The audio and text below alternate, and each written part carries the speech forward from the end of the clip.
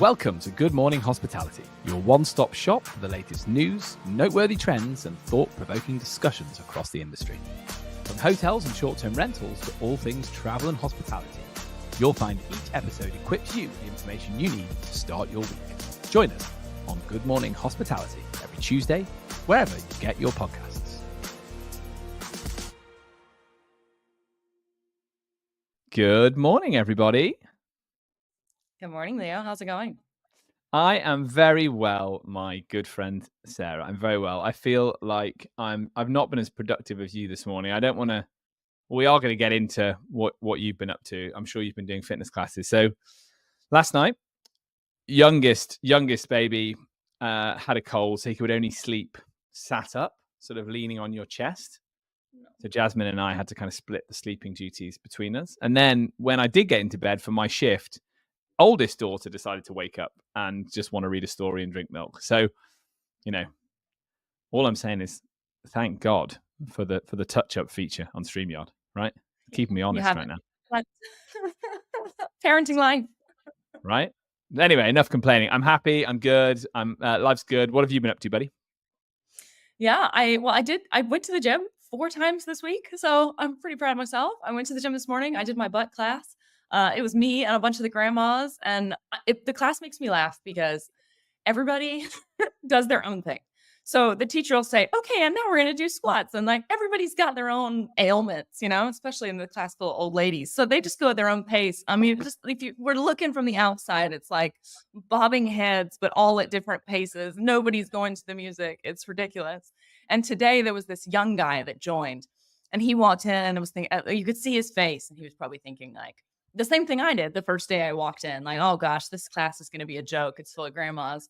And he was like having to stop in the middle, suffering. So it was nice to see. It was nice to see a new, really suffering. And like the guy was, I mean, the guy looks like he like worked out, you know. Like, I mean, he's over there normally like weightlifting and stuff. I've seen him before, and I was thinking, oh, I'm gonna love it. I'm gonna love it. And he was suffering. So I feel very vindicated. Well done. And I like the fact that the grannies rule, right? The grannies are like, oh, here comes another one. Here comes another young buck who thinks they're going to beat. Well done, grannies. Well done. Exactly. Yeah. And then other than that, I'm about to start the work on the flat. So I think everything is finalized with the contractors. So the rental flat starts construction next Tuesday. Let the fun begin. I'm sure I'm gonna have all kinds of headaches for you guys next week. That is so cool. Now, because we're in the short-term rental space, and I'm sure, you know, who knows, I know the regulation will probably stop you putting it on the short-term rental market, but who knows, midterm, corporate, who knows? All buzzwords that I'm going to throw in there before we get started. I think you should do a few shows live from the renovation. I want to see that. I want to see you in a hard hat, like a politician, you know, trying to sell a message. I want you in a construction hat on site, at least 2 episodes. Can you guarantee that to the audience? I can make no guarantees. I will think about it. Super fun. Really pleased for you. I think that's genuinely very, very exciting. Have you managed to cause any more offense to anybody in the neighborhood since your last faux pas? Not that I know of. So far, people smile at me when I go to the building to visit. So, but you know, I mean, you always smile at people before you like murder them in their sleep, don't you? So I don't know. No idea. I do. I certainly do. Yeah. Okay. Good. All right. Good. Okay. Yeah. She's like, yeah. This girl. She thinks she's. Yeah. We remember. We remember what she did. We remember who she kicked. Nice. Okay. Good. Well, look, I'm sort of recovering quite well from VRMA. I have got back on the jogging trail. You know, haven't been pulling up trees, I wouldn't say, but I'm definitely recovered. Excited. I've got one more trip this year, so I've got Miami in a couple of weeks' time for Host Chatter, which I'm really excited about. But it is like we're back in the cave. We're just working away over here, and winter is firmly arriving in the UK. So I'm jealous. Let's not talk about how nice the weather is in Spain because it'll make me jealous. Guys, this week we are going to focus on the fact that this is hot news in Europe, right? HomeToGo confirms they're in discussions to acquire the Interhome Group. Interhome, a very historic mainstream player in the European vacation rental space, meets HomeToGo, who you can't call an upstart anymore, but definitely by comparison to Interhome in terms of years of doing business, they are an upstart. So this one's a really interesting one. So we'll definitely go into that in some detail. And then Sarah, you're going to focus on some data that we've got from the industry around headwinds in the US market, oversupply. I think you're going to tell a story that it's actually a bit more complicated than it first appears. So interested to get your take on that. But yeah, before we dive into that, what's caught your eye this week, buddy? Yeah, I think the one that caught my eye the most is classic Spain, isn't it? So apparently, Malaga in the south of Spain has put in a ban on short-term rentals in 43 different neighborhoods. So essentially, the ban targets any place or any neighborhood within Malaga that had more than 8% of the homes available that were short-term rentals. So, I mean, to be fair, it's a lot better than like Barcelona's rules. At least it seems to have some kind of criteria to it, right? And we always talk about city planning and like, is it sustainable? And what is the right percentage and what percentage do you want? So currently this ban is meant to last for 5 years. It takes effect in November. And I guess I'm curious to kind of see how this shakes out. If we have any listeners in that area or with properties in that area, would love to understand kind of what the immediate impact is. The news was really short, and so I still need to do some more digging to find a bit more details. I just found this morning, but yeah, definitely keen to kind of keep an eye on it. And I'm curious as to like what happens with existing properties, and are they going to be able to continue to operate, and under what conditions, and also if it's legal. So similar to in Catalonia, there was essentially a ban even on midterm rentals. And essentially just saying like midterm rental contracts are illegal. You can't do that. You can only do a full 5-year long-term contract, and then implementing rent controls, which was sort of the thing. And within 2.5 months, it was overturned as being completely illegal by the Catalan Parliament. So I'm curious to see if it stands and what the immediate implications are. So yeah, any listeners out there that are operating in that area, please let us know. Yeah, I think it's interesting. We know that Andalusia, I want to say Malaga's in Andalusia. Yeah. I'm getting nods from Sarah. Good. Spanish geography. Embarrass myself too much on Spanish geography. Andalusia is a tourist region for sure. It's a beautiful part of the world. Our contributor and regular presenter Damien Sheridan lives in Nerja, which is near to Malaga. I've been to the region a couple of times on family holidays when I was a kid. Very, very cliche. British person goes to Spain. That's kind of the way it is. And I've been to Nerja, and I've actually been out and had a couple of nights out in Malaga as well. We went to Malaga from Nerja. I wonder if, as a move, it will just push people out further into Andalusia who would have stayed in Malaga. So I wonder if, from a tourist perspective, the local authority there think, do you know what, we can do this because we'll still get people in to come and have lunch in Malaga, but we'll get them out and make sure that locals can still live. So it's very, very interesting. I definitely want to revisit this because it's interesting that they've chosen 43 neighborhoods, and I think there's some threshold, right? So it's where the short-term rental availability is creeping up that they've decided to implement. But again, it is a slight anti-tourist message. That's why it's an interesting move, because people will read the headlines and go, all right, well, I'll just go to Italy. All right, I'll just go to Greece. I'll just go to Portugal. So the effect might be to push tourism out to the regions, or it might be just to slightly reduce it. The other side of it is with Malaga, and you're going to say Spain says this every time a city becomes cool, but I'd heard Malaga be called the new Barcelona. Is that fair? This is popping up. Cheaper rents for offices, some companies moving down there. And I wonder then if this is also a way of kind of protecting against the inevitable digital nomad that will come. And again, I think the digital nomad is someone you should be embracing, because they will stay for a while. They will add to the tax revenues of a city. They will marry. They will have kids. Like they're looking for their base. They don't stay nomadic forever. I think it's very rare. That'd be an interesting one. I would like to know, I wonder if we've got any listeners, what's the longest you've been on the road? Like, how many years a nomad are you? You're 20 years a nomad? When does it stop? Anyway, I suspect it's a couple of years until you have kids. And I think that you want to be welcoming people like that into your city. So it's interesting. We need to watch it. I always definitely fall down on the side of like being more lenient, because I think you bring more vibrancy and opportunity into your city. But again, like I say, it might be that they figure, well, they can go and stay in Marbella, they can go and stay in Fuengirola, they can go and stay in Nerja, and they can just come and visit us for the day. So perhaps that's their play. It's also a port city. So I wonder what the cruise ship rules are there. I don't know, but that might be something to think about as well, because that will definitely lead to over tourism if they open their ports to cruise ships. Not sure about that. Yeah, it's definitely one to watch, and I'm curious if it stands, because a lot of times when there's bans like this, I'm still curious about what's going to happen in Barcelona. There's a lot of time between now and 2028 when the official ban is meant to be put in place, and it's in the courts right now. So I'm definitely keeping an eye on it. It's just such a small amount of housing stock in Barcelona as well, right?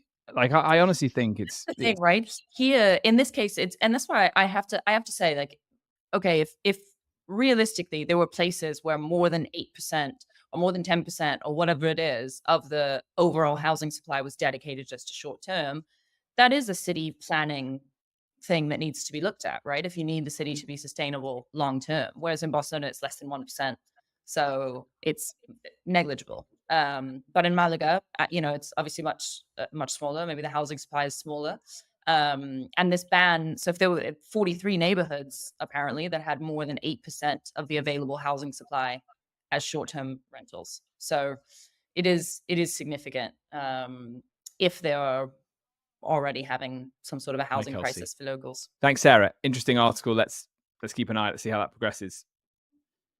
It's a last week's story, but I have to also reference what's been keeping me interested is this Uber and Expedia story. I think it's great. I love it. It's like just feels like the news that we all want to consume, but it probably will never happen. But just is really fun because it makes everyone think about what a successful business Expedia is and what a successful business Uber is, and what it might mean for.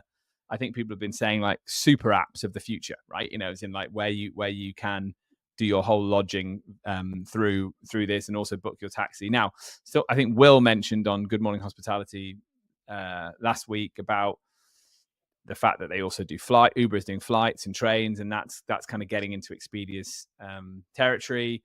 Actually, you know what? We're not going to go into this really because it's just, but what we've got other articles to do. But just go and listen to Good Morning Hospitality, the US crew, Brandy, Michael, Will, because they have a really good debate on this. And what I always like, it's quite fiery. There's some strong opinions on both sides of the aisle here. Michael's like, why would they bother when you could white label what Expedia do? Hopper gets mentioned as a potential better acquisition because it'd be far less expensive than Expedia. So it's really interesting. But again, we love headlines like this because it shows that changes afoot within in the industry. And also it shows that we are on the forefront of innovative thinking. And, and again, it's like, if it does happen, what would Airbnb's response be? So yeah, I look forward to talking about it more. But I think for now, let's get into our episode. Let's do it. So, good old Europe. HomeToGo confirms discussions to acquire the Interhome Group. Very, very cool. The Interhome Group, traditional short-term rental management company, predating tech-enabled home sharing, predating the Internet of Things. And as such, they probably have hosts that have been with them for longer than you and I have been on the planet, Sarah, I would imagine. And it's huge sort of like name recognition within the markets where they are very, very prominent. So a lot of ski destinations, but also beach and countryside and city as well, but primarily Switzerland, Germany, Austria, Italy, France, little bits and bobs in Spain. And you hear about them regularly. I don't know. I've never actually met anyone from Interhome because I don't think they really exhibit at conferences. Sarah, have you ever met anyone from them?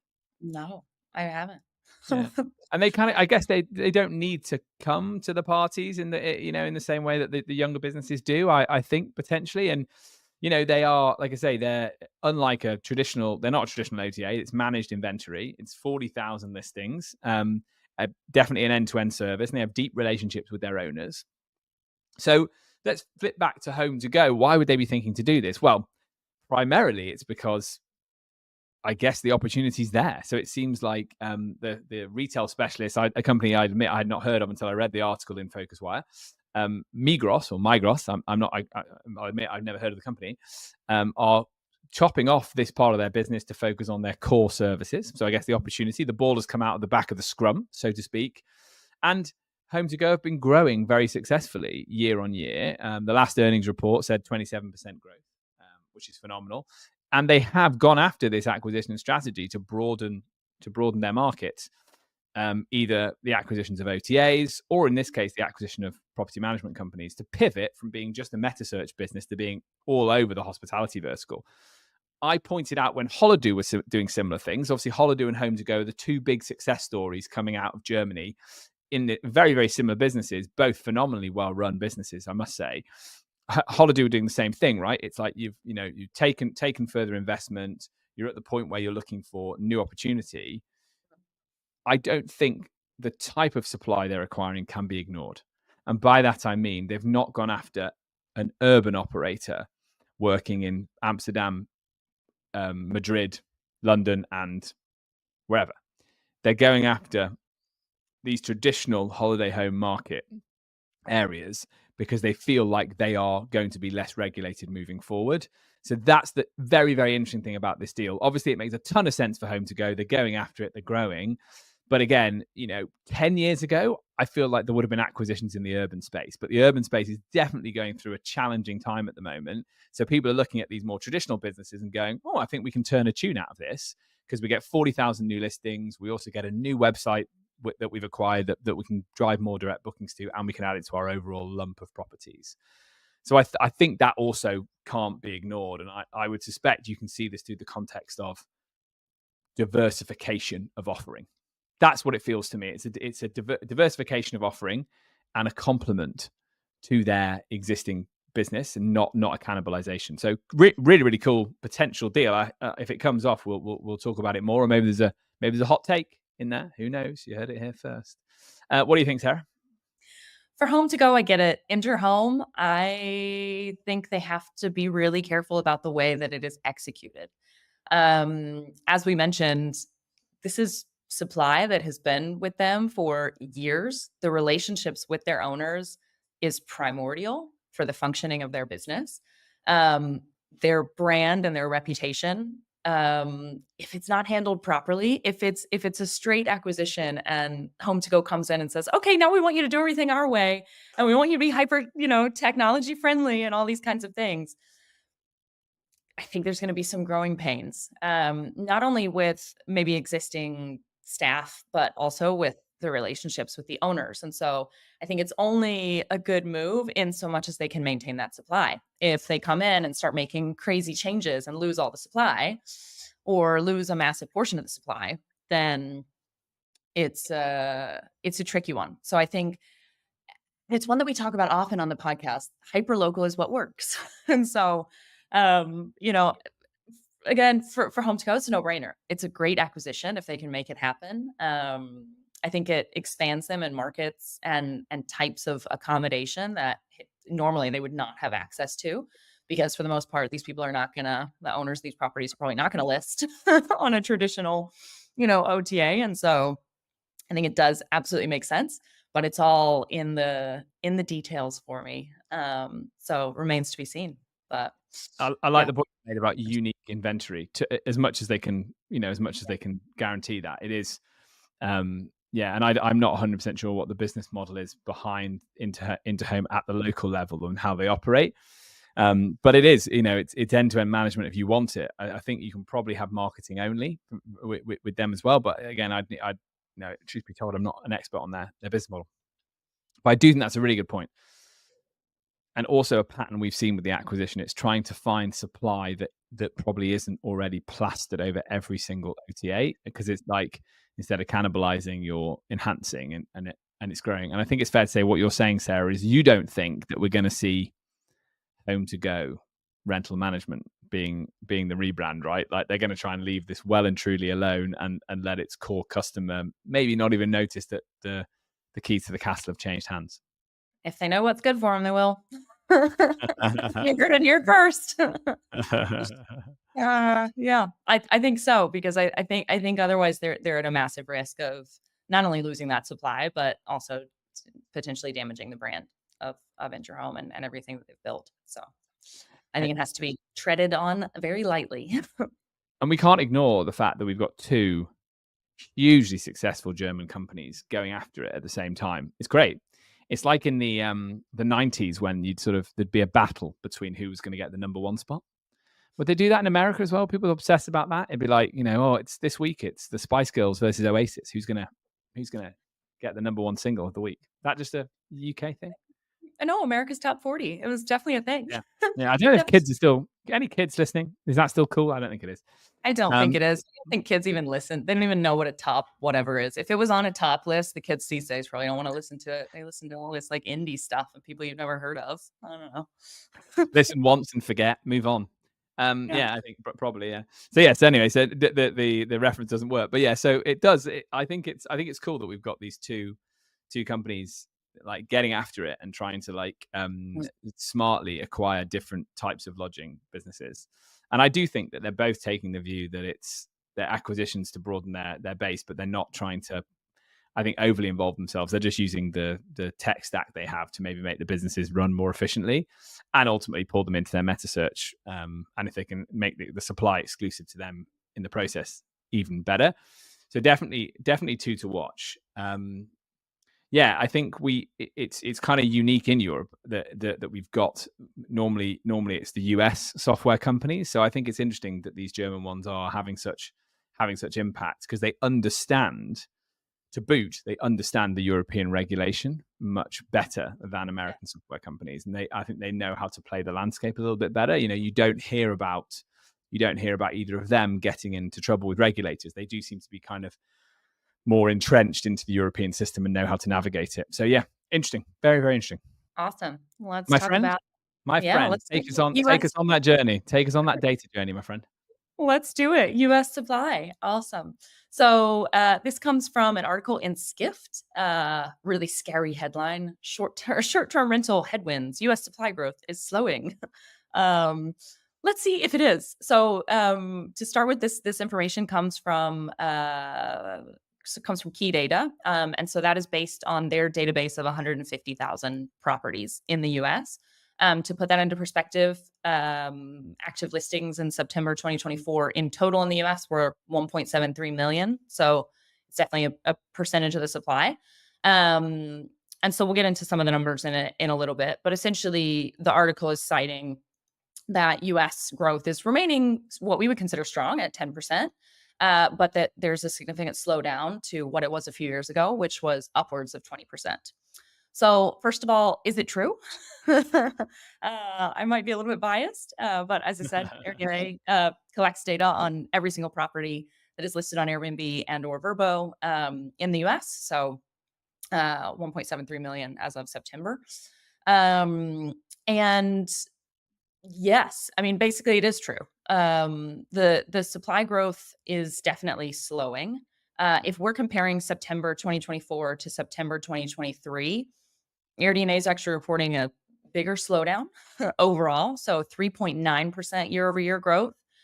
So much less than the 10% being reported by Key Data. And I think a lot of that has to do with some of the markets where Key Data has a heavy concentration.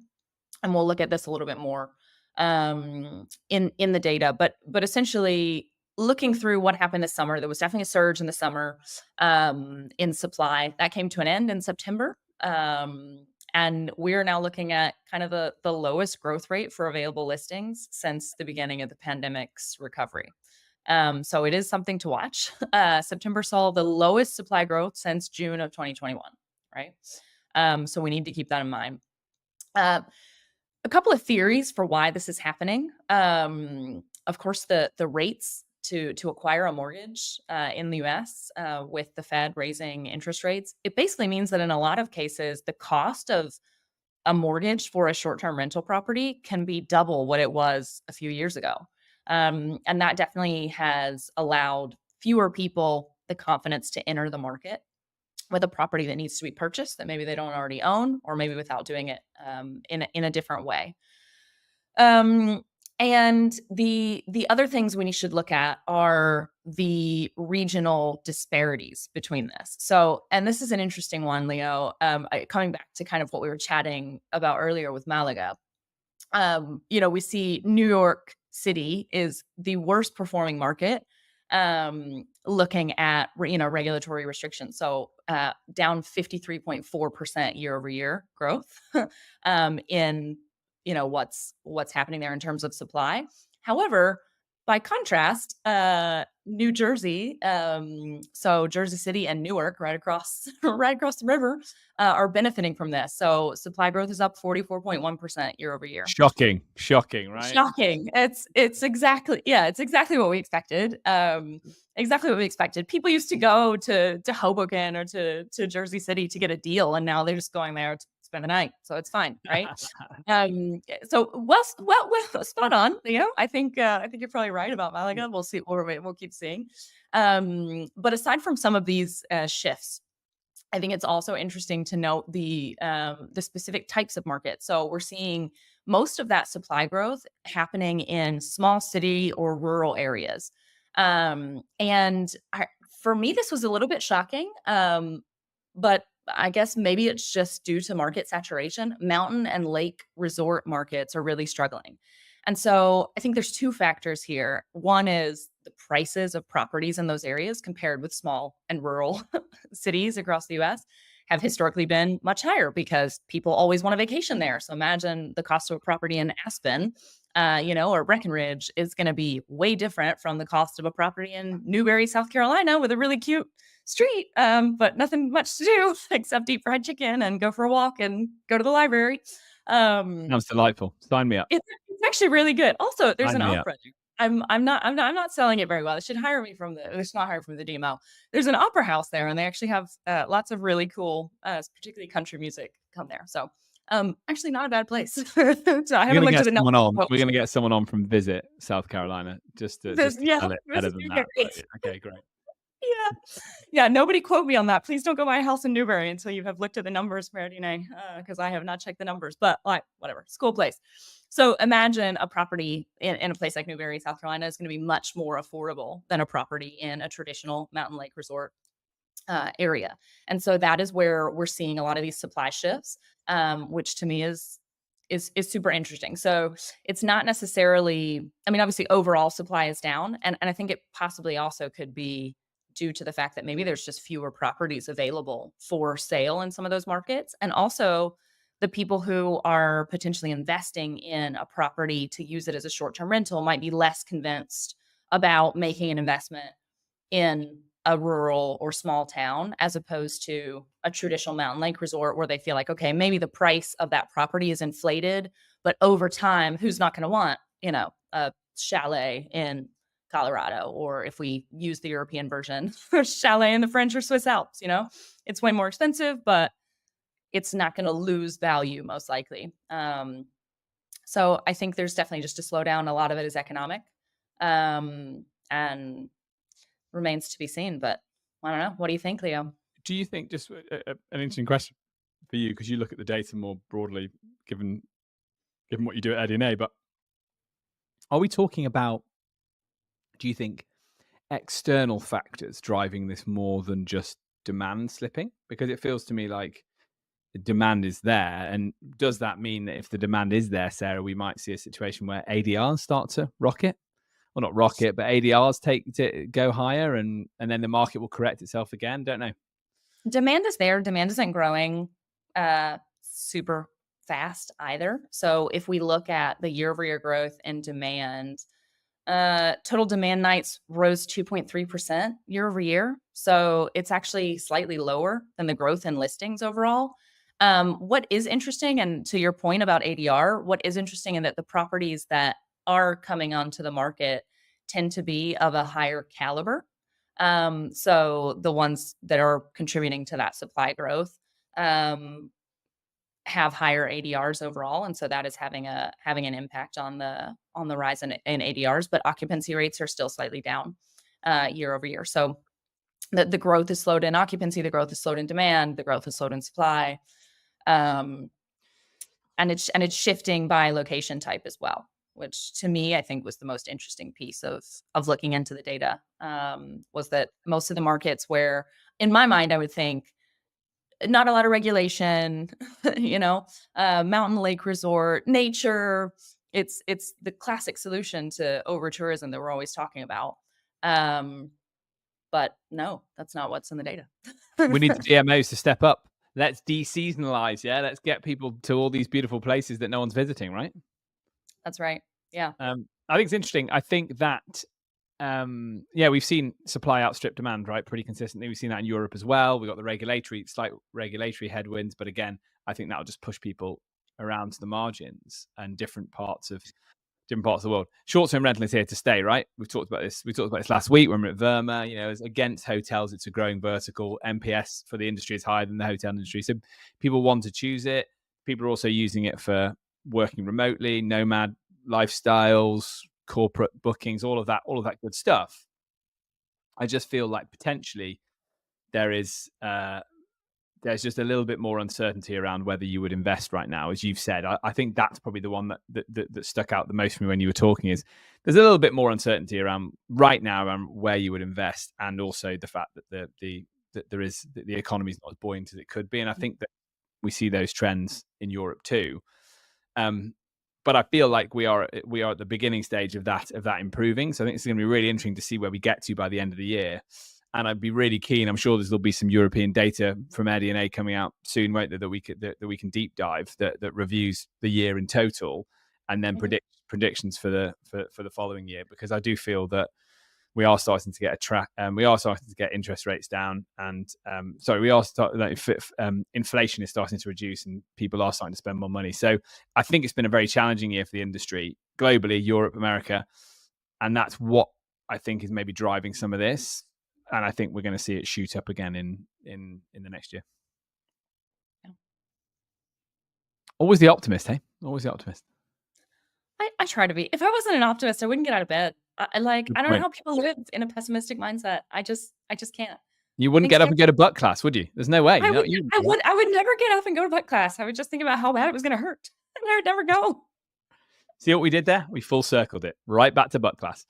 Gang, so nice, Sarah. So nice to see you, my friend. What you got going on? What's coming up?